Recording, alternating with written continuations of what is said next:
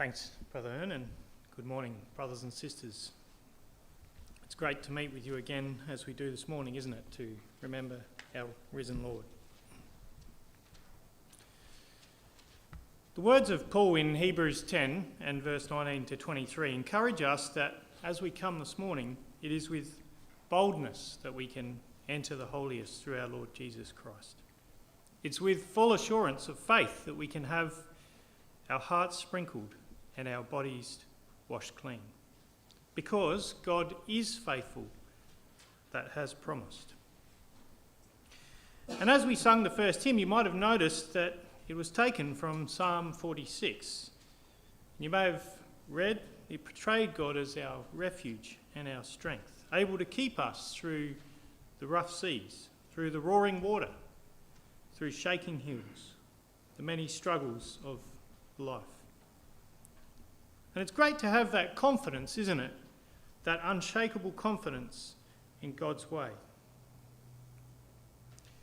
But maybe we haven't come this morning feeling like this. Maybe as we read that psalm this morning, Psalm 61, we felt like we could empathise here with David and the words that he's penned for us.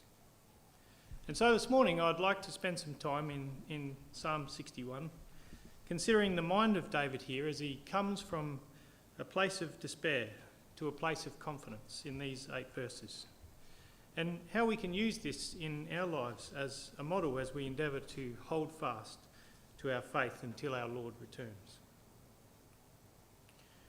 Psalm 61, as we read it, as the superscription says, is a psalm of David. It's titled to the chief musician, and so most likely it was a song, a poem or an epigram, something that rhymed and could be played on a stringed instrument.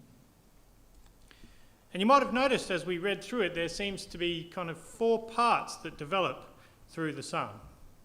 In the first 2 verses, I've titled it David's Cry, a cry in a time of adversity.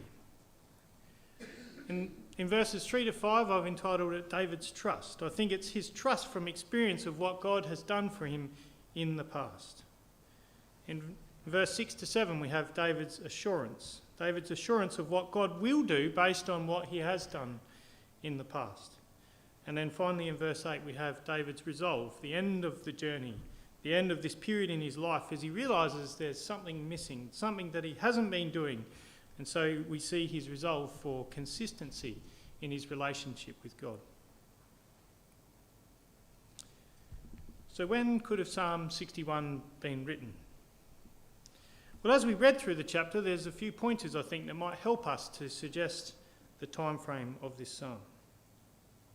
In verse 2, you might have noticed that he cries from the end of the earth. And so we can assume he's not in Jerusalem here at this time, not near the tabernacle, not near the place of worship, the centre of Israel's life, where worship to God would have been conducted. In verse 6, we notice that he speaks of the king's life being prolonged. And so we are here in a time during the period of his reign, where he sat on the throne as the king of Israel. And in verse 3, David tells us that God has been a shelter, and so it appears that David is speaking from past experience. God has been a shelter and a strong tower before for him. And so it's likely a time that he's drawing on these past experiences for comfort in persecution. And so I think putting these pieces together, I think Psalm 61 is likely to be written as David considers the tragic events far from the comfort of his house that he's brought upon his family because of his failing through 2 Samuel chapters 11 to 15. And so what of these chapters and what had been happening in David's life that would bring him to this scenario that we read of in Psalm 61, far away from his God?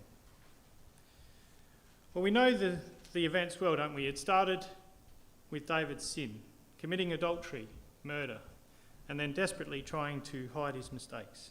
And then because of this desperate plea to God his desperate plea to God to save his infant son.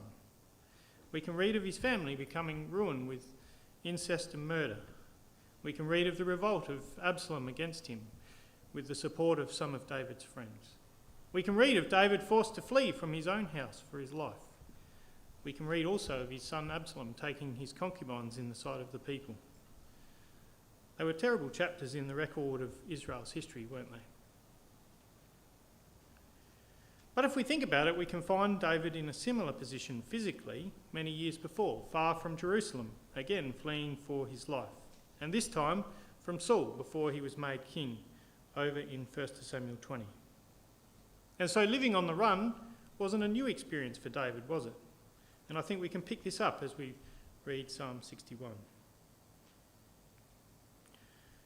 Over in 2 Samuel 15, after the events of David and Bathsheba, we read of David fleeing as he leaves Jerusalem in chapter 17.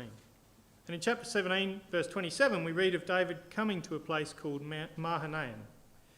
And if we had a look on the map, we would see that this wasn't a short distance. It was approximately, as the crow flew, somewhere around 80 kilometres, including crossing the River Jordan and travelling through the plains and up the rocky peaks on either side. And so this is where I think we find ourselves this morning, in this time period as David flees from Absalom and eventually comes to the hill country, away from the success and the wealth that he's enjoyed previously, to the solitude of the wilderness.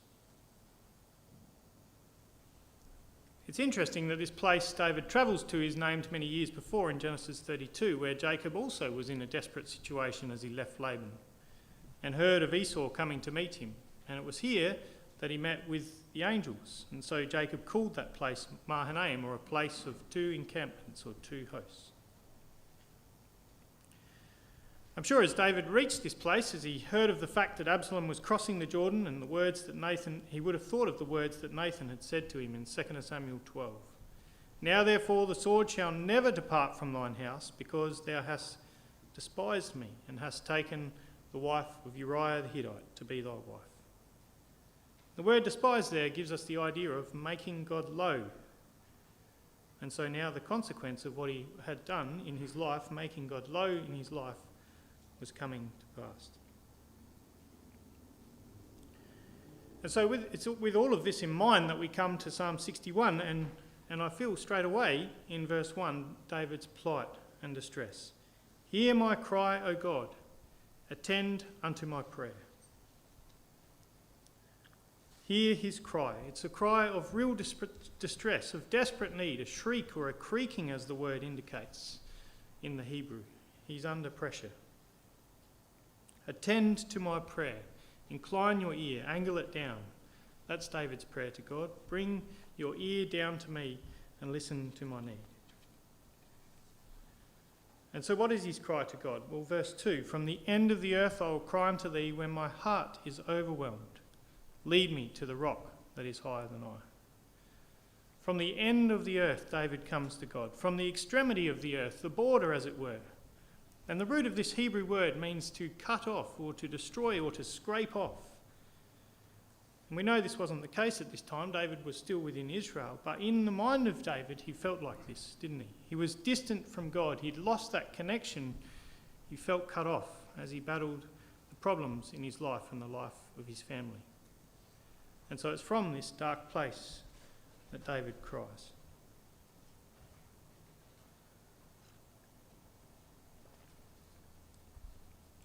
And why did David cry? Because he tells us that his heart was overwhelmed. It was covered over in darkness, as the Hebrew word leads us to picture.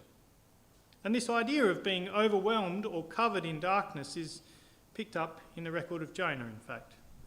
And in fact, this same Hebrew word that's used is used in Jonah too, as he prays to God in verse 7. As he's within that fish, in the darkness of his belly, he says, when my soul fainted, was overwhelmed within me, I remembered the Lord, and my prayer came in unto me into thine holy temple.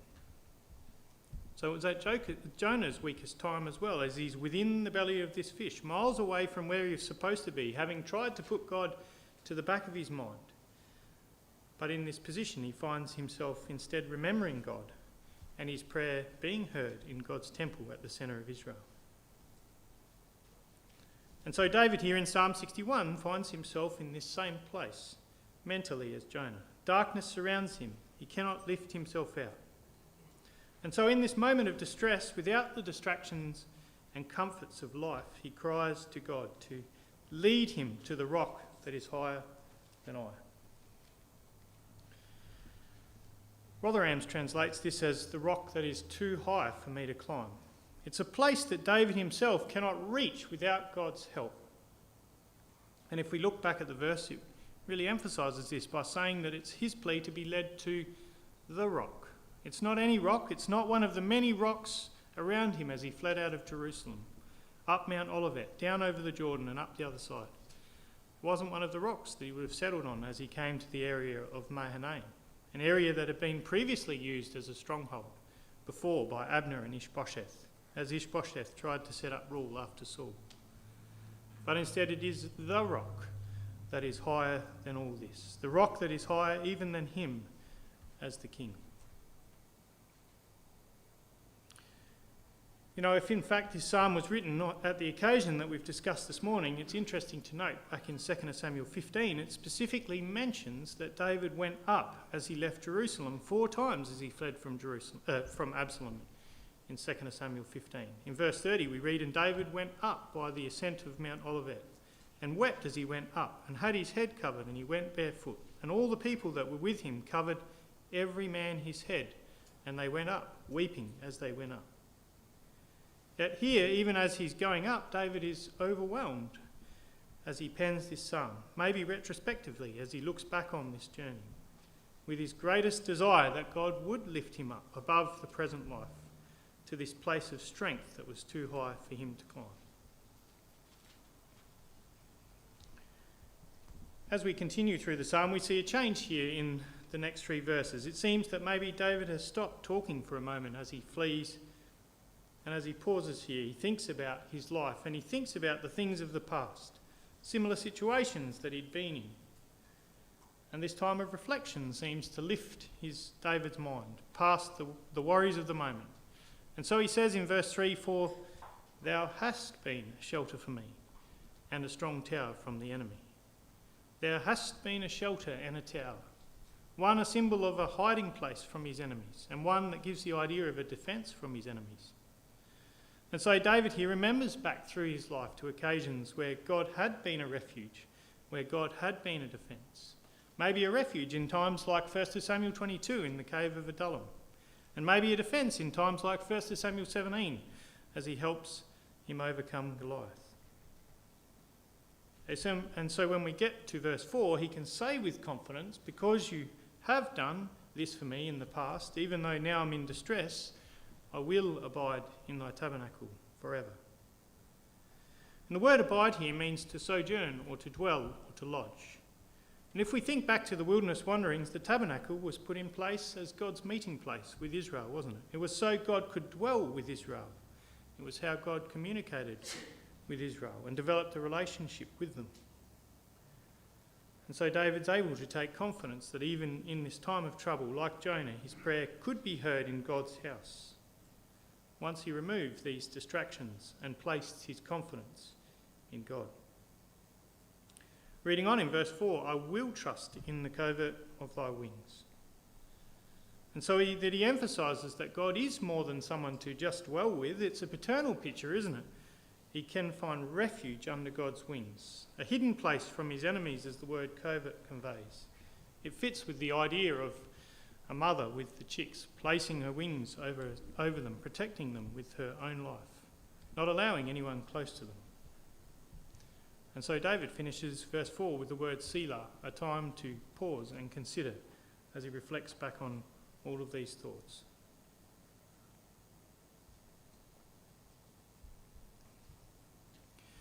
And so as we've read these verses, I think we've really gone on a journey in David's mind, haven't we? Could have been a matter of minutes, hours, days, we don't know. But we can see he's using the experiences of how God has helped him in his life in the past to help him from the place that's overburdened with life's pressures, that he's lost in, that he feels trapped in, just as Jonah was within the whale. But it was without all of the things of this life, and with concentration and with contemplation, appreciation for what God had done, that he's able to draw on these experiences to lift his mind above the present trial and look to the future. Paul gives us a similar exhortation, doesn't he, in Colossians 3 and verse 1 to 3. We read there, "If then ye have been raised with Christ, seek the things that are above, where Christ is, seated at the right hand of God." We've left the old life behind, haven't we, when we've been baptised and we've made that commitment to God. Set your minds on things that are above, not on the things that are on the earth. For ye are dead, and your life is hid with Christ in God. And so maybe we've come this morning, like David did, bowed down with the pressures of this life, feeling alone inside. But let's also find confidence in the things that God has done. We're away from all of those things now. We're in a place of solace and quietness. We can remove those distractions, look past those things, and remember what God has done through Christ for us. And remember a time when through God's grace we will abide with him forever. So back in Psalm 61 again, in verse 5, we see that David's attitude has changed now. As we said, it would seem that David has within his own thoughts, his own recognition of God's involvement in his life previously, actually answered his own cry for God to hear him from the first two verses. "For thou, O God, hast heard my vows. Thou hast given me the heritage of those that fear thy name." Hast heard. It's the realisation by David that that cry of verse 1 has been answered. God does hear David's cries, because David here speaks in the absolute sense. God has given him the heritage of those that fear thy name. And the word heritage here means inheritance or possession, so David is confident in that same inheritance that was promised to those before that committed themselves to God. And as he thought back over this, I'm sure he would have gained confidence in the words that Nathan the prophet had come to him with so many years before. "Thine house and thy kingdom shall be established forever before thee. Thy throne shall be established forever." And so in verse 6 and 7 we continue. The confidence is now apparent, isn't it? This promise becomes the forefront of his mind. He has moved past the things that were worrying him, and now he can see the bigger picture. Verse 6, "Thou wilt prolong the king's life, and his years as many generations. He shall abide before God forever. O prepare mercy and truth, which may preserve him." The here and now had gone. The singular David in distress had disappeared. Instead now it's the many generations, it's the wide view, no longer bound up in his own self. Many generations here is the repetition of the two same Hebrew words, generation after generation as such. And so David looks to the future, the promise that he would receive of a son, one of the many generations that would follow him. But this one would be different. This one would build a house for God's name that would last forever, and it would be established before David's very eyes. The word abide here in verse 7 is a different Hebrew word to the one in verse 4. This is a more absolute abide. Rather than to sojourn, it means to sit down, to remain, to marry. And so this kingdom was like a marriage that would last forever. And so back in the psalm, we see David finishes with a promise in verse 8. He had realised that the state of his mind here at the beginning of this psalm was what had affected his perspective on life. The pressures that he'd allowed himself to be affected by through his decisions had caused him to doubt, and weakness had overcome him. He'd feeling that God had deserted him. And so in verse 8, he makes the commitment not to go back there again. "So will I sing praise unto thy name forever, that I may daily perform my vows." It's amazing how the same words in English can sometimes really be different if you look in the Hebrew. And so it is here when we read the word forever. It's different to the previous mentions of forever in this psalm here, where they talk of eternity as the Hebrew word olam, or as indefinite or an unending duration. Whereas here in verse 8, the word forever is the Hebrew word ad. And it's more the sense of continualness, a sense of perpetuity or continuity until a point in time. It's often translated as forever or eternity in the context of God's eternal nature, but here it's in relation to David's life, isn't it? I will sing unto thy name forever, day by day, continually. And this day by day continual worship was what would help David in his commitment to his vows to God. And so here David answers his problems by making God part of his life each and every day. The feeling of being overwhelmed was no longer there because everything was now in God's perspective.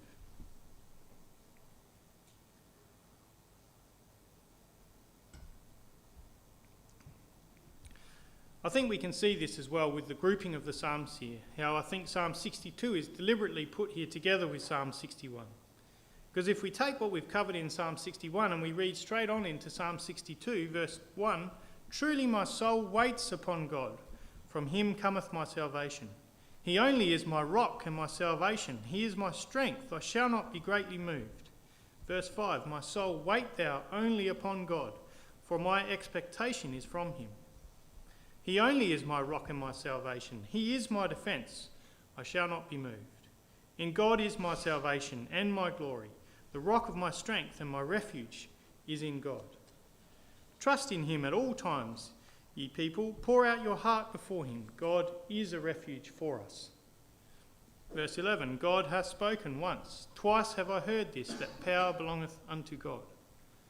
Also unto thee, O Lord, belongeth mercy, for thou renderest to every man according to his work. And so it's this confidence that David found from Psalm 61 is clearly displayed here in Psalm 62, in the writing of the Psalm 62. And so what about us in 2025? How does this help us in our walk towards God's kingdom? And how does it help us as we prepare this morning to remember our Lord? Well, many years ago, Brother Brian Luke spoke on this psalm, and he started out with a beautiful thought that is really applicable to you and me today. It's in Hebrews 12 and verse 11, if you come across there with me.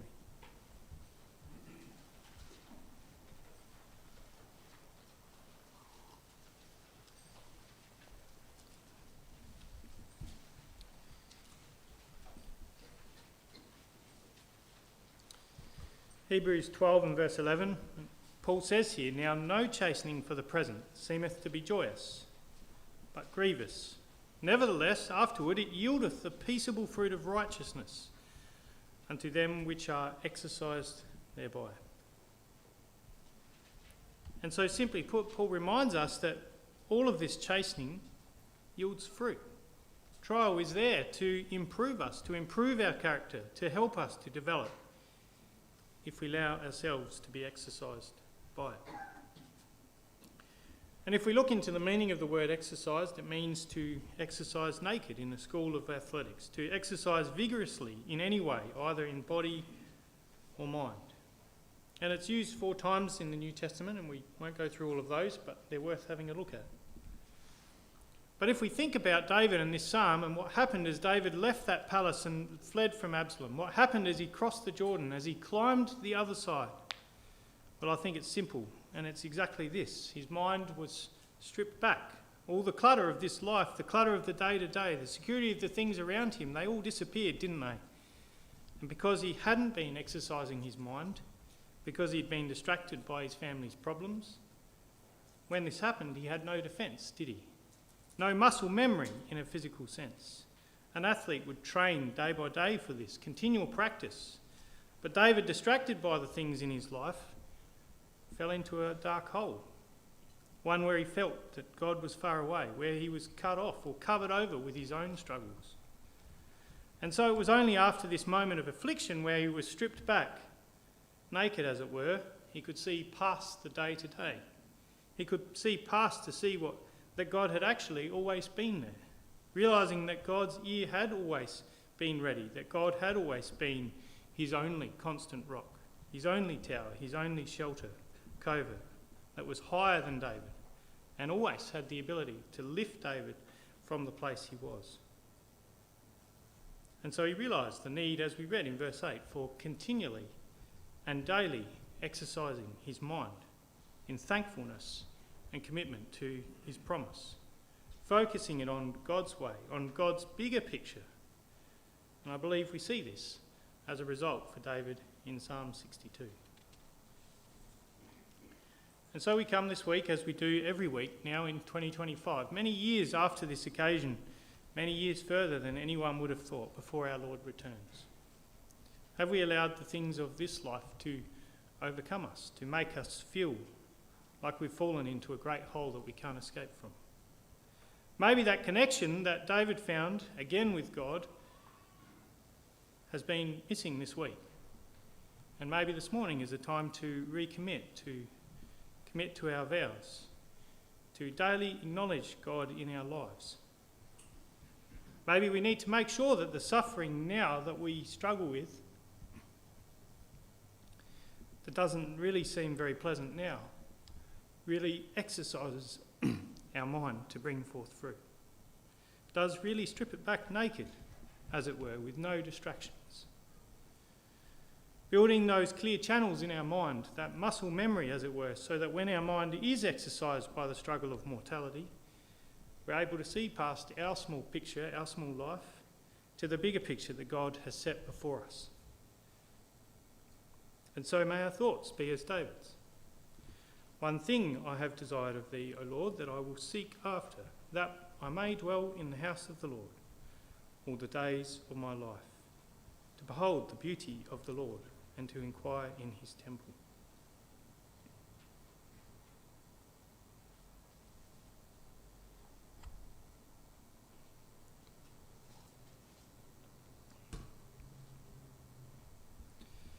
And so we come now to remember our Lord, don't we? To partake of his sacrifice, the bread and the wine. And we see in him one who never forgot his Father, who turned to him every day for guidance, for strength, for shelter, for protection. And through all of his struggle with mortality, it was so God's will might be done, not his own. And in the sacrifice, we remember the agony in the Garden of Gethsemane, the mental anguish that even in his darkest hour, when he was overwhelmed, he found his Father in prayer, seeking the strength to go on. He exercised a mind that had been developed to habitually go to his Father, to help him to finish the course. And so let's go forward excited this week that he did overcome, excited that he now sits at the right hand of his Father, exalted, knowing our frame, the problems that we bear, having experienced as we do mortality, and truly desiring to, as Jude tells us, work with each of us to keep us from falling and to present us faultless, cleaned, washed, white and spotless, as Paul reminded us, before the presence of his glory with exceeding joy. And so let us commit this week, as David did at the end of Psalm 61, to sing praise unto thy name forever, day by day continue.